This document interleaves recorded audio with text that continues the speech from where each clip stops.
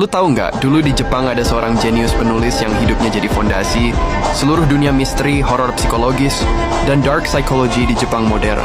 Tanpa dia, genre detektif Jepang mungkin nggak pernah ada. Namanya Edogawa Ranpo. Dia lahir tahun 1894 dengan nama Hirai Taro.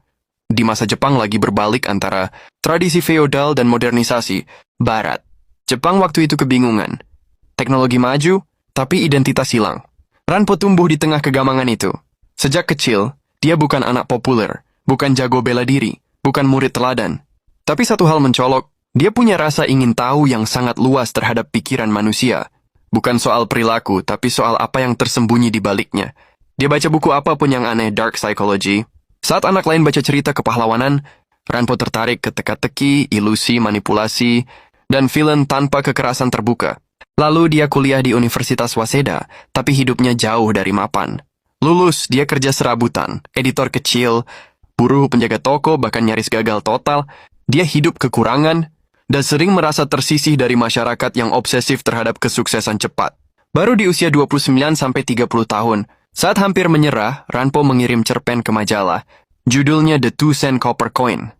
Cerita itu bukan soal aksi, tapi soal kecerdikan, sandi rahasia, dan duel otak. Jepang kaget. Pembaca belum pernah ketemu cerita detektif yang memaksa mereka berpikir sedalam itu.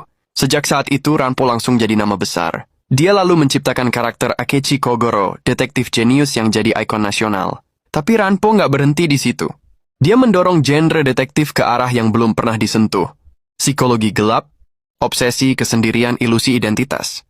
Dari sinilah lahir gaya yang kemudian disebut eroguro, nansensu, bukan sekadar sensasi, tapi refleksi tentang manusia modern yang tertekan, kesepian, dan terasing. Ironisnya, karya-karya Ranpo justru membuat pemerintah Jepang kurang suka. Banyak ceritanya ditutupi karena dianggap merusak moral. Ranpo mulai merasa ditekan. Saat Jepang masuk PD2, dia disuruh menulis sesuai negara.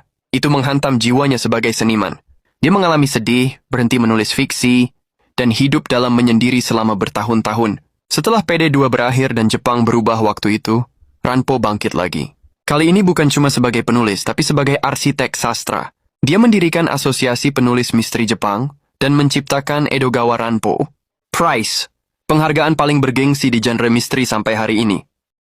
Dia membimbing generasi baru, menyusun ulang sejarah sastra detektif Jepang, dan mengembalikan genre itu sebagai karya intelektual, bukan hiburan murahan.